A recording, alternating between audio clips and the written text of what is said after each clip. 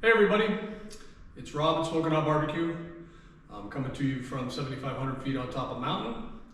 I just wanted to shoot a little video tonight. I've been promising all week that we were gonna start the raffle for this. This is an item that we're gonna do a raffle. When you see me post it online, it's gonna say waffle because Facebook and that kind of stuff makes you do weird things. But anyway, we are gonna take entries for this. It's going to be $50 per spot. We're gonna take 175 spots.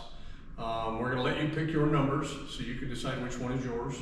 So you have your favorite number.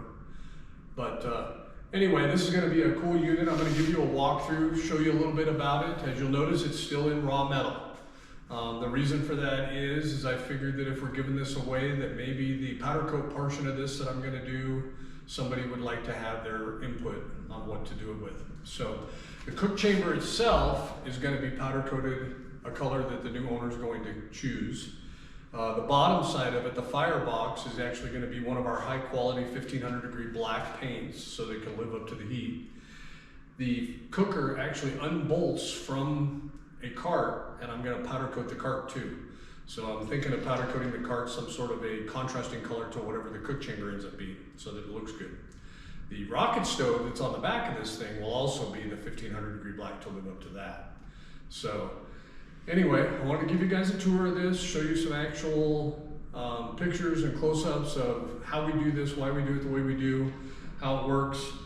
It is Saturday night, almost 5 o'clock up here on the mountain, so I've got a cold adult beverage already, and cheers to everybody else that's got one too. So I'm just going to start on one side of the cooker, show you what we're doing. My beautiful wife is going to try to do this with us and film this the way we want to. We just got a new GoPro, so we're going to try to figure out how to make this thing work. So this is one of our cabinet smokers that you guys have seen us build many of. It's a great use of space. It doesn't take up a lot of room. It's got a lot of real estate in it. We start out with a CNC laser cut 3/16 thick steel. And then we have it CNC bent by a really good friend of ours out in Alt, Colorado.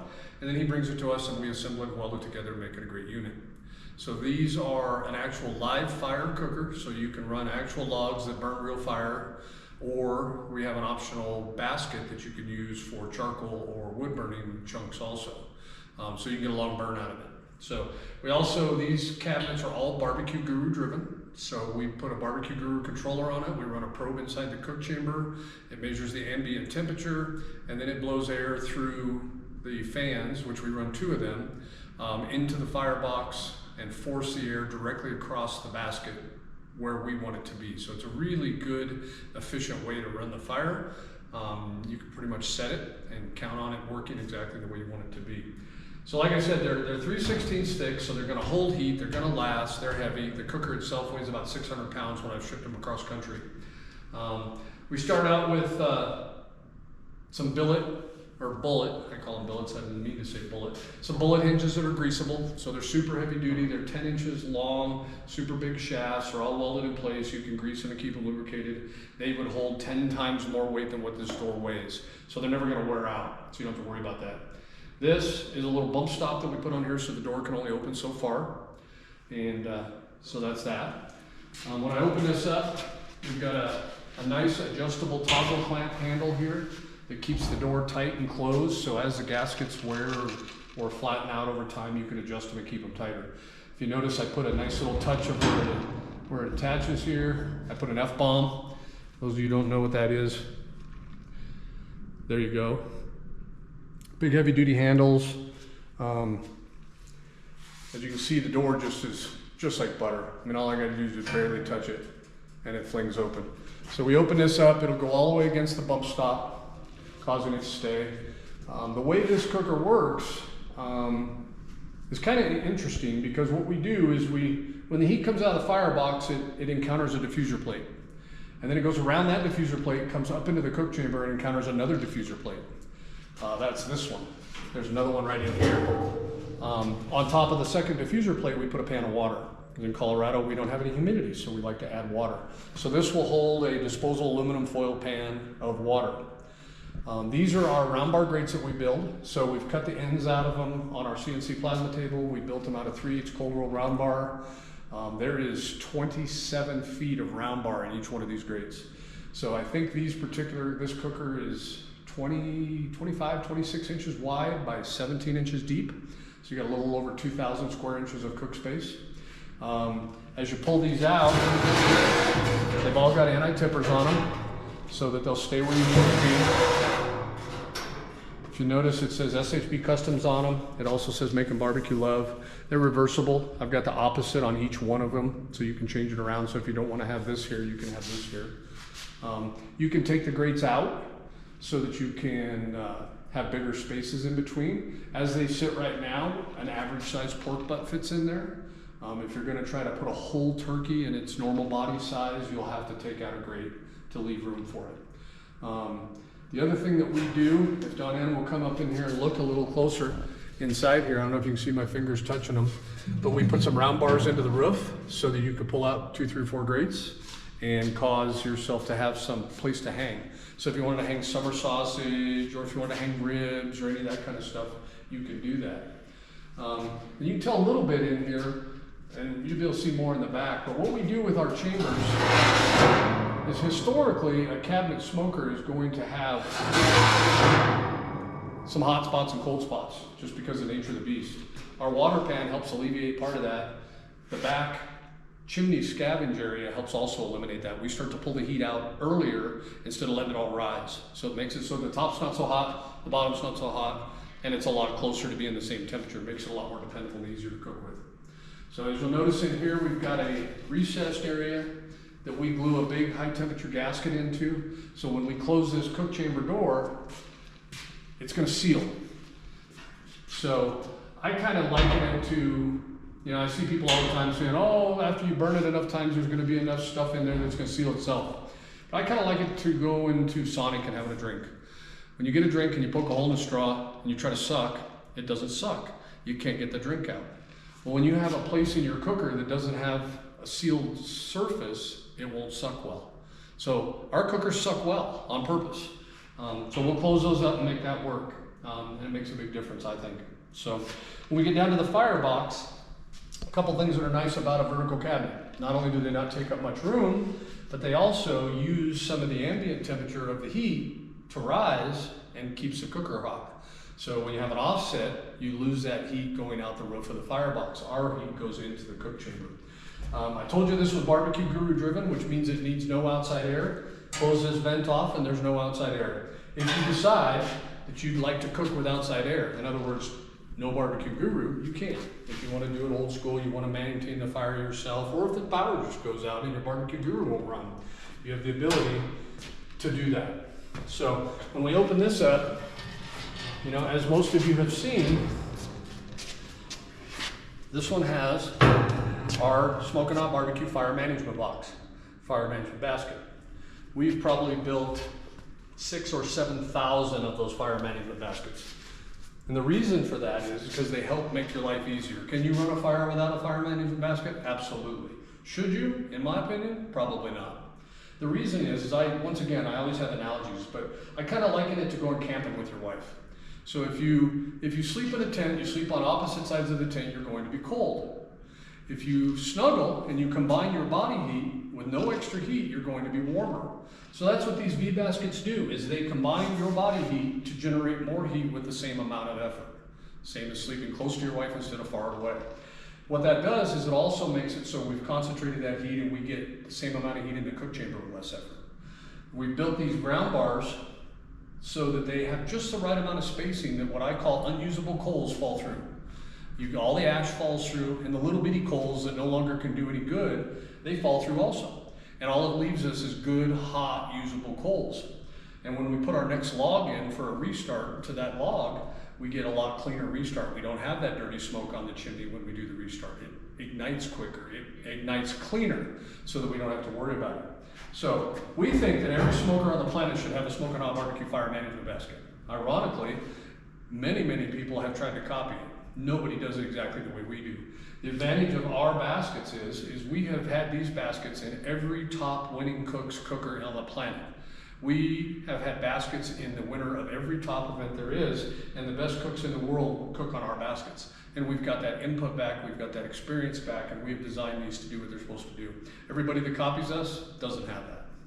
So the other thing that we have in here, and I don't want Don Ann to poke in here too close, but it's got some air rails that actually provide air into the sides of the fire basket evenly, so that we can control how much air comes in there with the Barbecue Guru. Makes a nice hot clean fire, makes virtually no smoke coming out of the cooker, and it makes it so that you can ignite that next log, keep a clean fire, have predictable times that you need to add a log. This particular cooker will take an 8-inch log about every 45 minutes to an hour. If you put a full 16-inch log in there, it will overshoot temperatures. It works that efficiently. So it's kind of cool.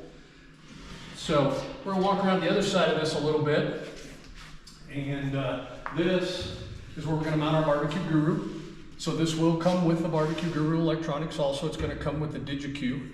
If you happen to be the winner of this and you wanna upgrade it to a CyberQ, not CyberQ, to the UltraQ, you can do that for a little extra money if you'd like, but I'm gonna include it with the DigiQ. So we'll mount the cooker controller here. Your probes will go through these holes. They're gonna come down to the fans. The fan on this cooker is right here.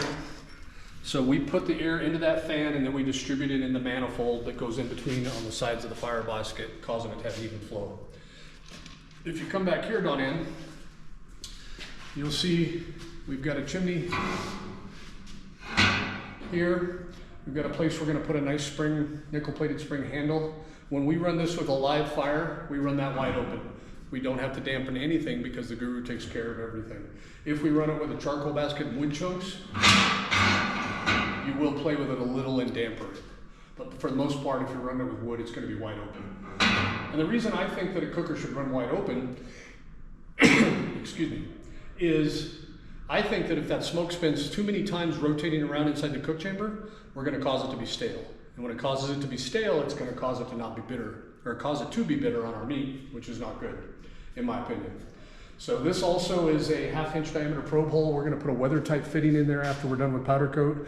That's where the probe is gonna come from the Barbecue Guru that measures the ambient temperature of the inside of the cook chamber.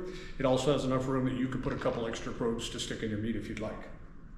So, as you may have noticed, this thing is on a cart, so it will roll like butter. I've got a place down here that I have a handle on it that will allow you to move it and steer it so that we can move it back and forth. And the thing that we put on the back of this, we have built a couple rocket stoves. They were for our own personal use, but I see so many rocket stoves out there, and I guess a rocket stove, if you don't know what it is, it's a primitive cooking device. It is designed to literally take twigs and branches and burn them and allow you to cook. And most of the ones I see that people build are heavy on the primitive side. In other words, they're just barely putting together this metal to create a place for the rocket stove to work. And they don't really put a lot of effort into how does the fire manage? How does the heat distribute? How does it work the way we want it to work? So I thought we would put a Smokin' Hot Barbecue twist on the rocket stove. So the first thing I did in fine Smokin' Hot Barbecue fashion is I made it big. So I built this out of 8-inch square tubing with 1/2-inch thick walls. It's gonna hold heat 4 days. So it's gonna be nice when you're out in the weather and you're out in the snow, which any of you follow us, we get snow, we're in the mountains. So 8-inch diameter, 1/2-inch thick, amazing thickness of a rocket stove. So instead of just doing the primitive part, we decided we would do a few things extra. And I'm gonna try to show you these things without being in Don Ann's way and try to take some of it out of the way. First thing we did is we've got a wok. So, as you see, it's a big one. It's 26 inches in diameter and it's 1/4 inch thick. This is not the Chinese wok you're gonna find on Amazon for 50 bucks. And in fact, this one was made in the USA. So that's important to us. So you're gonna get a wok to allow you to do whatever you wanna do there. You're gonna get the grill grate that's gonna allow you to cook virtually anything. Imagine the searing of steaks on here, sizzling some brats on here, doing some appetizers, some atomic bacon turds on here, doing some asparagus wrapped, bacon wrapped asparagus. I mean, there's all kinds of things. I had a guy post on our page the other day that says, maybe we should just talk about what you can't cook. And I think he's right. You could do just about anything on this thing. So what I'm going to do is I'm going to show you some of the things that we did. We're going to start at the top. So, like I said, it's got a grill grate that we cut out on our plasma table, perfectly fit, got little tabs to keep it in place, and I wanted a cool handle. And if you look at this handle, this was actually electrical cable that I took all the plastic off of. I built these cool little pieces for it, crimped it in place, put a bunch of solder in that cable so it's going to stay in place, and I made a copper handle out of it. Why? Because I'd never seen one before. I wanted it to be cool. So I'm going to lift this off, set it aside. And yes, it's heavy. I built that out of 3/16 steel. One of the other things about that thing, if you'll notice, if Dawn-Ann can take a little picture of it, it's shiny. It's not stainless, it's carbon steel, but it's shiny because there's no mill scale on it. Most people don't understand, steel comes with mill scale or without mill scale. If you have mill scale on a cooking surface, the mill scale eventually with heat is going to come off onto your meat. And when it comes off onto your meat, it's not going to make a pleasurable thing. In fact, my wife just made a funky face that says, I don't really want to have mill scale in my food. So, normally a rocket stove has this big opening here that your flames come up, and the reason they call it a rocket stove is because it sounds like a rocket. The airflow and the fire and the dynamics of that cause it to come up. So all of the, remember what I said, primitive ones out there have this wide open, which means that the grate that you put on here is going to be very, very, very hot right in the middle. So I asked myself, why do we want it so hot in the middle and cooler on the outside? What can I do to fix that? So a couple things I did is I built this, which is removable, so you can either choose to cook with it or choose not to cook with it. But this is going to take some of that flame and divert it. It's going to take some of that heat and divert it out the sides. So what it does is when it diverts it, now the outside is going to become similar in heat, temperature-wise, to the inside. Now, if you have a reason that you want the center to be really hot, just take it out. It's removable. If you don't have a reason, I would use it. Tomorrow, if the wind dies down here, I'm going to fire this thing up and see how it does. You also notice that I've sloped the top of this. A lot of the ones you see are either wide open underneath here, and the grease goes everywhere, or they're flat under here. And by not having it flat, I've made a place so that the grease can actually drain back into the fire. And you ask yourself, well, why would I want to do that? And I will tell you that the reason you want to do that is you remember back to your childhood when your dad or your grandpa was cooking and you could smell those greases and fats going down into the live fire or the charcoal fire, and it just created that smell that was just undeniable amazing. So my thought is I'm going to antagonize that grease to go ahead and flow back into the fire, and when it flows back into the fire, it's probably going to flare up, and it's going to create extra fire and extra heat and amazing flavor. So in my opinion, it's a great idea. I'm going to flow the grease in, I'm going to deflect the heat, I'm going to give it even temperature. I've got a place on the sides where all of that heat can come out even though the grate is on there, and it allows you to do that. You may also notice these curves here are designed for the wok. So when I put the wok in, the wok is going to sit right on those curves. So once again, we should have a hotter center that we want in our wok so that we can do the stuff we want hot, and then we can bring that stuff out to the edge if we don't. Now, if you decide you don't want that hot plate in there, that diffuser plate, you just take that plate out and these handles will sit right here. So you can use the wok with or without that plate.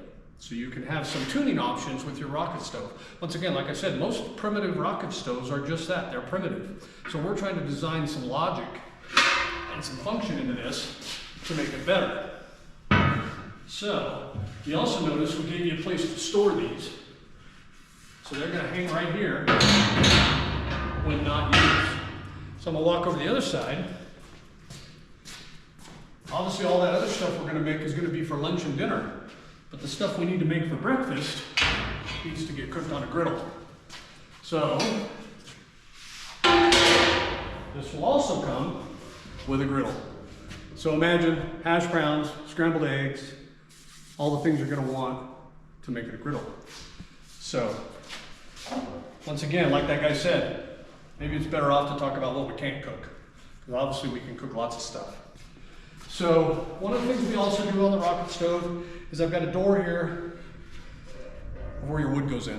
So we're gonna put our twigs, our small splits, our whole logs, whatever it happens to be, right in there. I'm gonna shine a light down in here so you can see.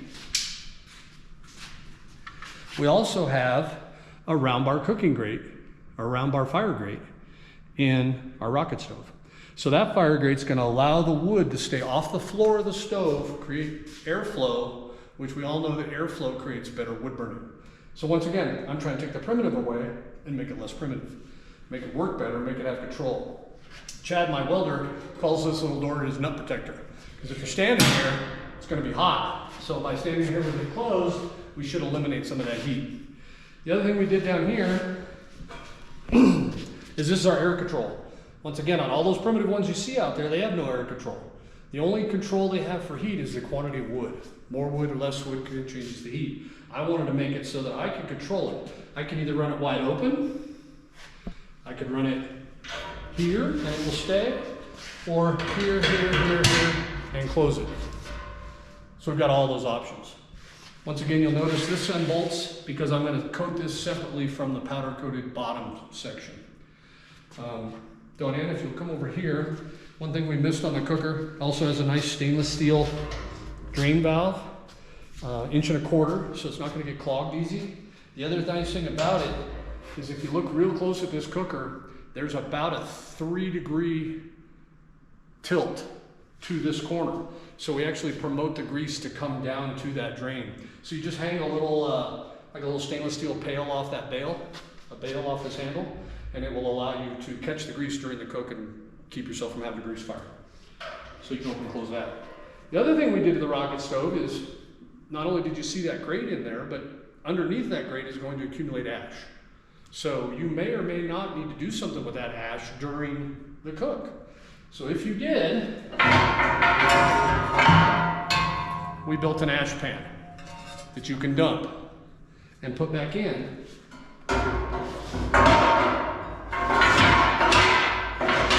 under the grate.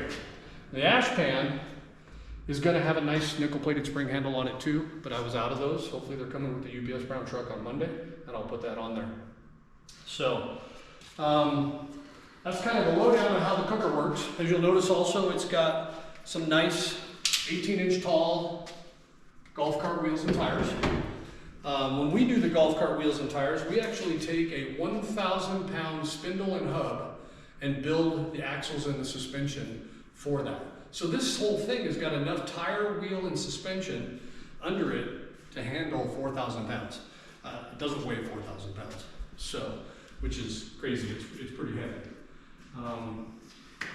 That being said, I'm going to grab the handle real quick, just show you how that works.